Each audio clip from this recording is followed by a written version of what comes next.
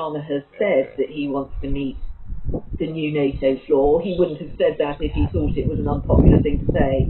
And opinion polls in the UK, but actually across Europe as well, show that the public very much understand that unless we strengthen our capabilities and plug our capability gaps in defence, we're likely to face a conflict situation soon. So I think the public get this, and this is perhaps one reason why so many political parties are now coming to this conclusion. But we are really in a very dangerous situation. Our own military chiefs think we've got 4 years to modernise and rearm.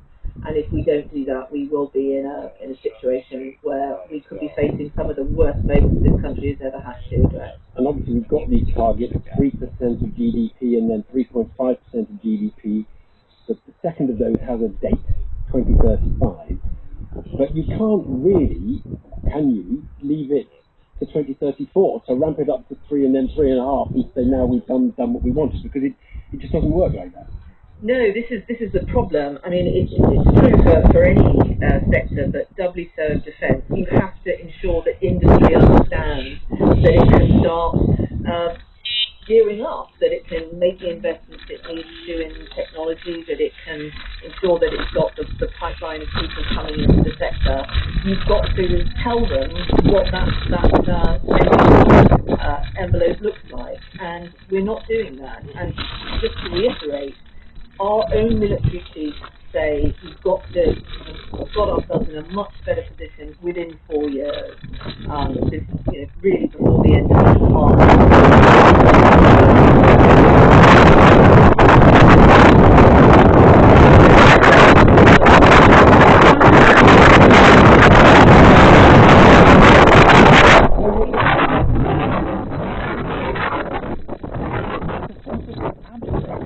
the idea of raising defence spending, and no one has really said how they would pay for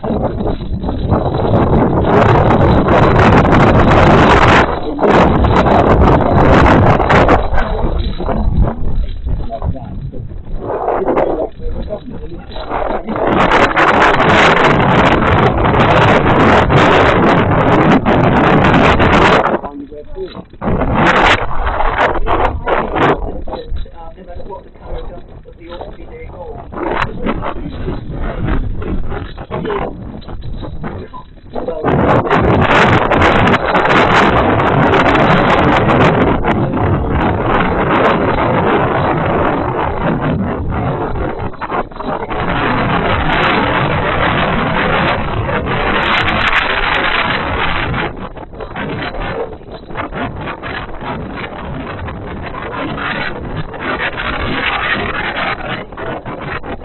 This is really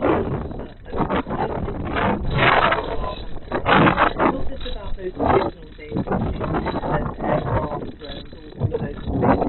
It's also about our civilian resilience as well, because all the situations we're going to be facing in the future will be affecting us directly. It will be about our communications, it will be about the NHS, it will be about our water supply and our critical national infrastructure.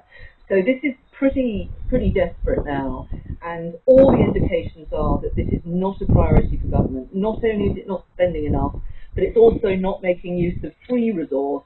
For example, on the day it published its resilience strategy, it disbanded the 750,000 volunteers that stood up during COVID.